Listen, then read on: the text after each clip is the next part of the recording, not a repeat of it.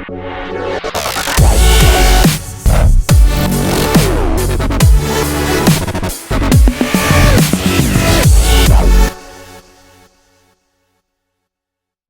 right, so today we're coming to you with another episode of Auto Glass Tech Talk, and we're going out to Alabama to a very special guest, a guy I've been knowing for 12 years now, going strong. He loves the Lord, he loves football, he loves to have a good time, loves to work out, and he also loves auto glass. So, Bill, we're going to take it out to you, and you can introduce yourself better than I can, so tell us a little bit more about you. Hey guys, good to be with y'all this morning. Morning. My name's Bill Lambeth, and yeah, I do love God. He's the most important thing first. Without him, we wouldn't have none of this. And I love to work out, love the auto glass industry. I kind of have a special story. I left the construction industry for this, is what I got out of auto glass into this. I got a family, got a wife of 17 years, and a 14-year-old son as well. And a lot of good friends. I've met a lot of good friends through auto glass. A lot of people. Nice. So, well, you kind of segued right into my first question about the auto glass. So, you left construction. What made you leave construction then? What was it? Was there something that happened, or economy, or what? That's an interesting question because and it's going to lead into your other question as well. But I fell off a roof at 99, fell 26 feet, so was never cleared to climb again. I was a roof estimator at the time, manager, and it messed my head up, my equilibrium, all that. So I went to work.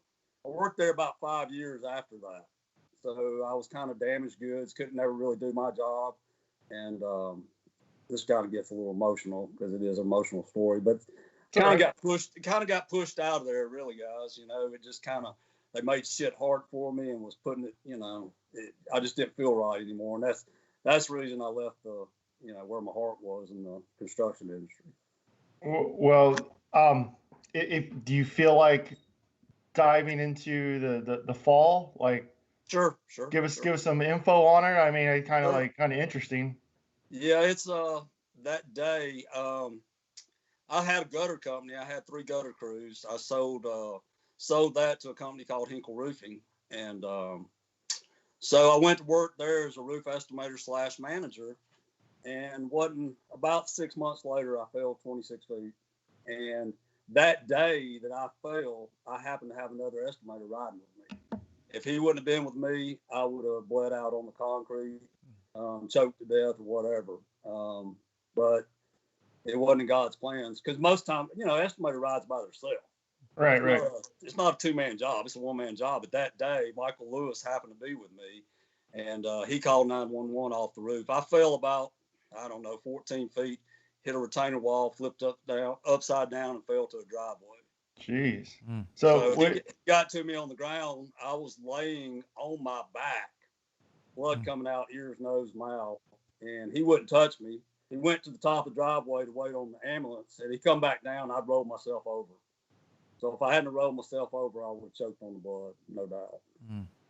Jeez, that's a pretty traumatic situation. Thank God you're still here, though, man. I mean, it broke. You name it, it broke it, man. I broke my scapula. I don't know if y'all know how thick a scapula is. It's right. It broke my scapula and it broke my femur ball off the top of my femur. Jesus. Well. Crushed my right wrist. My right wrist is just, it's horrible. I had an external fixator on it for 9 months. Jesus. My wrist was broke so bad that I almost lost my hand. Yeah. So, wow. And that's with the replacement thing, with me doing replacements and repairs, Corey knows it's hard on me because using my hands all day. Right. Well, I'm sure you're thankful you're here. I mean, you must have a bigger purpose that you're still around. So sure. Glad you're still here, Bill. Thank you, brother. Thank you. So how's the recovery been? I mean, do you physical therapy? Do you suffer from arthritis now? Is there, Yes, I've had 23 surgeries since that day. I average about 1 or 2 every other year from that accident. It's I take pills. It is what it is. Right. I don't abuse them. unfortunately, like where y'all are at, Drift Chris, it's not legal here. It would really help me, and it has helped me. I've experimented a little bit, and it has helped. The pills suck, but when you hurt every day of your life, you got to do what you got to do. But little therapy here and there too, as well, chiropractors and stuff like that, because I think it broke 3 of my vertebrae as well. So, Wow. Wouldn't you wouldn't you hate to live with me? Yeah, so just coming up on your 1 year anniversary of replacements as well. Congratulations. Thank you. Congrats.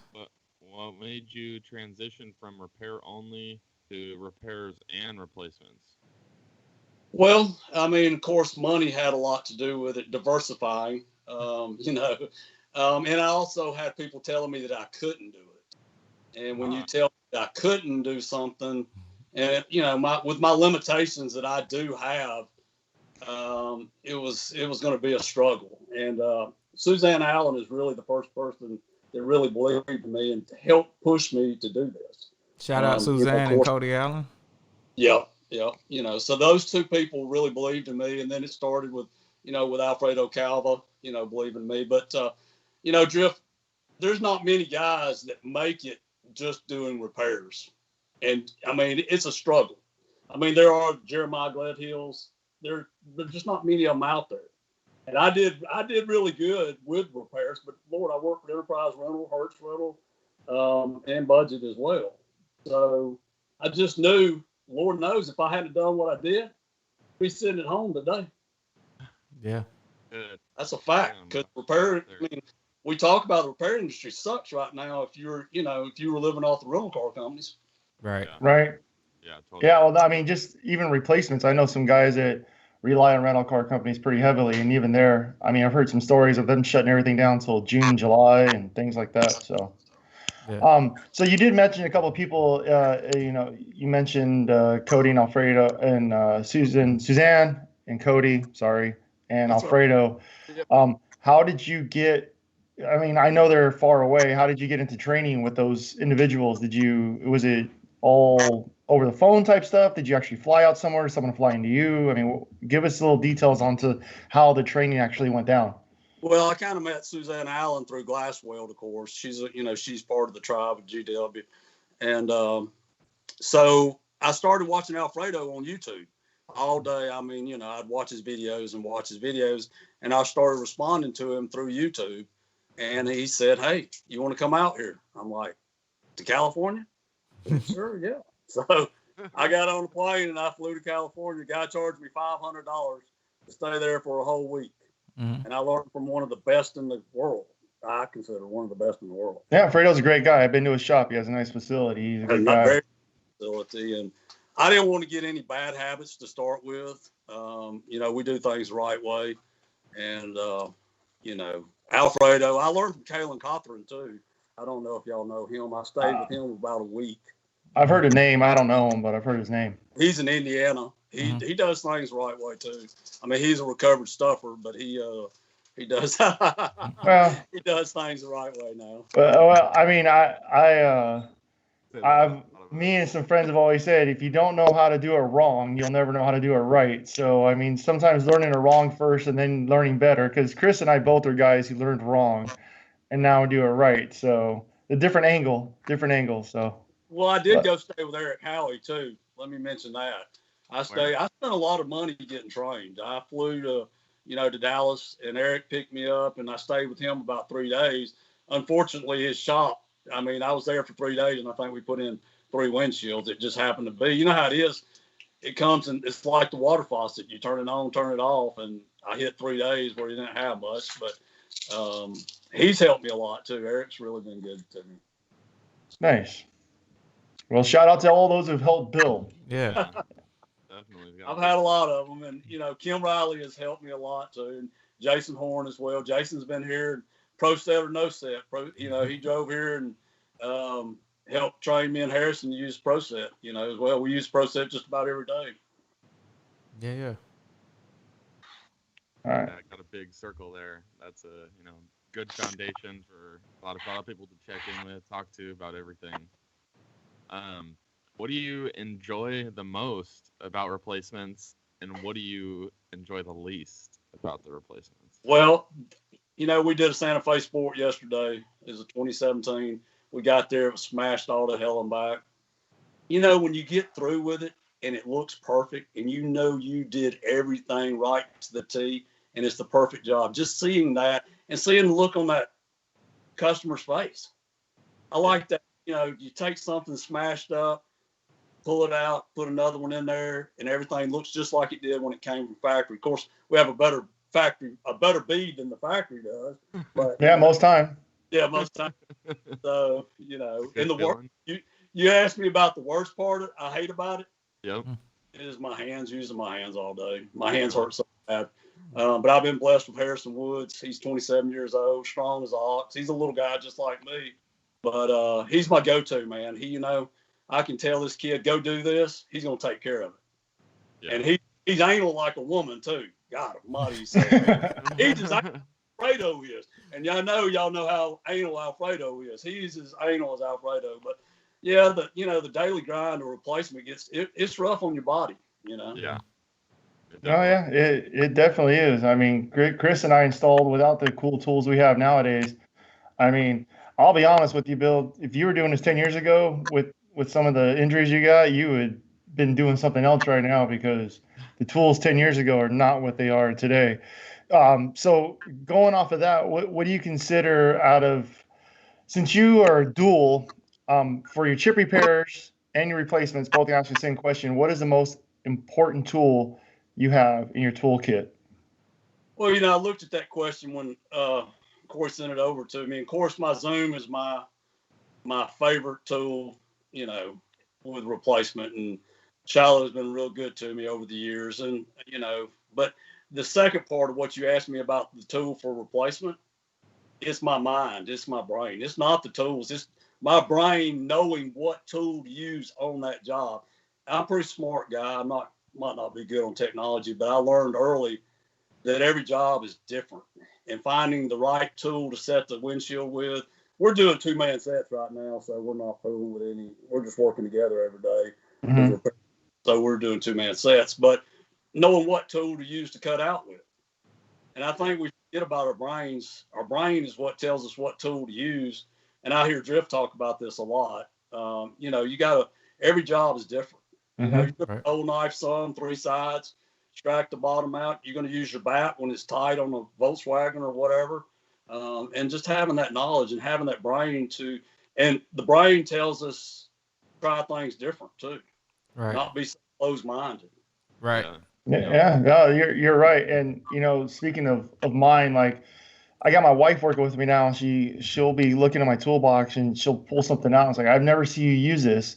And I'm like, you know what? There'll be a day, because when I was a young guy at Safelite, I got stuck on a job for like 3 hours because I didn't have the right tool. And I swear to myself, I would never, ever, ever be without the wrong tool, be without the right tool. So I have stuff in my box that I may not touch in 5 years, but tomorrow, if I need it, I got it. And that goes back to your brain thing about knowing, being prepared. And, like Corey says, know better, do better. Yeah. So that's the way it is. Yeah, that's right. Yeah, if you know better, you do better. And if knowing what you're doing and why you're doing it, then you basically in the best situation to set yourself up for success, or not be on the job forever, or not look bad when you're on the job or telling someone, hey, I got to come back, or I got to find a tool. And, when you're looking for a tool, you're not going to find it now. So having what you need to have and having that proper mindset is key to everything. And you know what? More customers nowadays are more and more educated. So we get a lot of customers. I mean, I went to a customer yesterday who, when he called me up about the job, I could clearly tell he was a car guy. And I roll up, and he had a Subaru WRX. There was a 10 that he's had since it was brand new, and the window never been replaced. And I roll up, and he had the cowl off, and he saved every clip. And he's the customer, and we got 90% of the glass guys can't even save the clips on a Subaru. So shout out to my customer. All right, so Bill, going to another question, which I follow you on social media and stuff, and I see you work out. So how often do you work out? Well, when things are normal, I put in 6 days a week, about an hour and a half a day. I've been slacking since the coronavirus, and to be quite honest and transparent, replacements have been kicking my ass, and I'm tired. I'm just more tired these days. We're putting in 4 or 5 windshields a day. And I know that's not much to these OGs sitting here, but on an old man like me, 4 or 5, working with him all day, I sleep good at night. Let's put it that way. But when things are normal, I put in 6 days a week. I try to lift, 5 days a week, stretch 1 day. But I've been slacking. I probably gained about 5 pounds since this coronavirus thing's hit. Well, no worries with that, man. You in good shape. You healthy. So when it comes to working out, I know you work out, but do you also like eat healthy or like meal prep, or are you just a workout person? I eat healthy too. I kind of have why am I going to put my hard work in vain in the gym? I'm not going to put an hour and a half in and put crap in my body. Okay. I usually don't do soft drinks. Okay. Very little alcohol. Try to stay away from sugar. Okay. And I do meal prep. Chicken. Okay.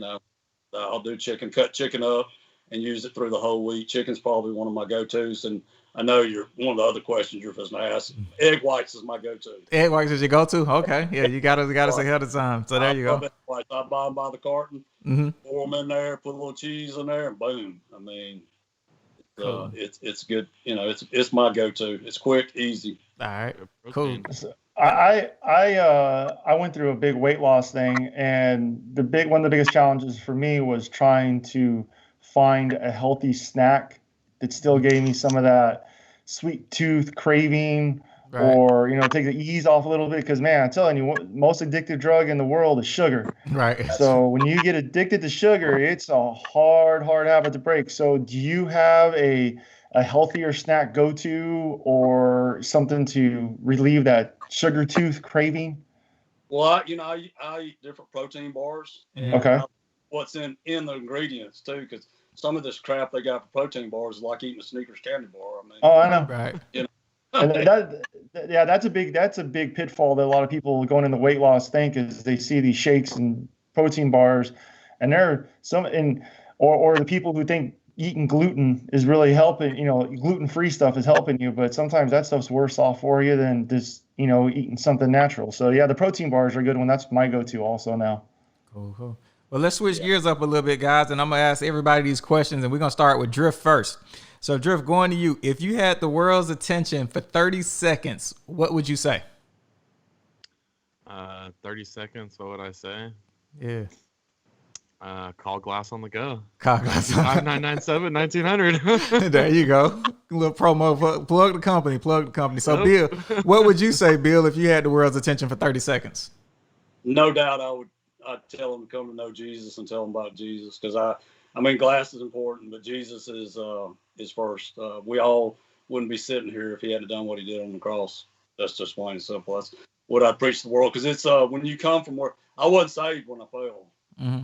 Okay, I was not saved. I was in a bad spot, and I know when you know that God exists and there's people that don't believe in God, it makes you want to just hit them in the head with a bat or something like, dude, look, we're not here by accident. So right. That would be probably my 30 seconds. Cool. What about you, Jeff? Whew. Man, I feel like Chris now. You totally stumped me. I don't know, man. I say a lot already as it is. So I would just I would have to I'd have to go along the lines of Bill. Not so much as like saying like an exact religious thing, but we need to the world needs to really, really take a step back and remember that we're all in the same thing together. And too much stuff gets cloudy, political, monetary, things like that. I would say we need to get back to the Bob Marley state of mind and just, peace, love, and happiness, man. Like give everybody their space. Yeah, I feel you on that. That's the same thing I would say. Peace, love, happiness. Let your actions speak louder than your words. That's just the easiest way of being it. And, don't complicate things and don't add and subtract. You know what I mean? That's my biggest thing that I think of. If I would say to people, don't add and subtract from it. Just take it for what it is. And last question before we get everybody out of here. We'll start with you, Bill. What do you mind waiting for? What do I might do? Do what? Let's see. It says what. I got the question messed up, but let me pull it up and get it on here. What do you not mind waiting for? Like if you had to be in a line, like what would you mind? What would you wait for? I think I know your answer, but I'll let you tell your answer. Then I'll tell you what I know your answer is. My wife's sitting here watching this, and she says this is the answer I'm supposed to give you is a tennis court any day. Oh man, I was born on a tennis court. I've been playing since I was 7 or 8 years old, and I'd wait on the tennis court any day to play. Okay. And through my accident, it's been really rough because I'm very right-handed, and my wrist the way it is, I'm very limited. But I'd wait on the tennis court any day. Right, so here's my answer for you though, Bill, and maybe this is probably number 2. I'm thinking it's number 2. You don't mind waiting in line to go to the Alabama national championship game. All right, cool. So Drift, what do you not mind waiting for? Not mind waiting for? Yeah. Man, not mind. I mean, probably food just in general. Yeah. Food just in general. If I know I'm getting something good and it's like, I went there for that. Right. I don't mind waiting. I know what I'm getting, so. I feel on that one. And what about you, Jeff? What do you not mind waiting for? I would have to say, as much as everybody who goes complains about it, but going on a ride at Disneyland. Okay. Because you go there and you know you're going to stand in line. You know what's going to happen, and you complain about it, but you get there and you just do it because you're at the happiest place on earth. Yeah, up down to you, Jeff. Appreciate it. Hey, because we've had one of our greatest family members is Disneyland, and usually you're at Disneyland, it's with your family, and it's just, it's a nice place to be and with your family, so why not just hang out? Yeah, it's like a 30, 45-minute waiting to line, then you get on the ride for like 2-3 minutes, and you're like, man, it was worth it. I was with the family, so yeah, I feel you on that. Me waiting, I'm kind of like Drift. I'll wait for some good food. If I'm finna get like something that I really truly want, like I'll wait for it. You know what I mean? A long line doesn't bother me. And I also feel the amusement park thing. Like I remember growing up, we used to go to Whitewater, the actual the water park in Atlanta. And you be in line, it's hot, but then when you go on the water slide, man, it was just all well worth it. It was just the fun, the excitement just made the waiting the line worth it. So I feel you on that too.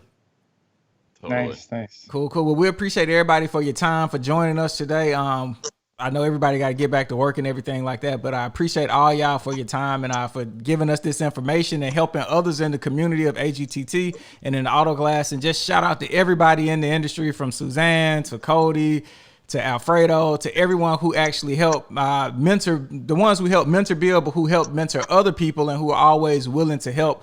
The whole narrative is the guys in the group, they get a bad rap. They say this, they say that. But at the end of the day, in my humble opinion, they're real, they're raw, and they always give their opinion to actually help. It might not come with the delivery that others expect, but in my opinion, the delivery that they do have is very sincere and is genuine because they know better, so they want to tell others that same message. If you know better, you do better. So shout out to everybody and shout out to you all, and thank y'all for taking the time for this.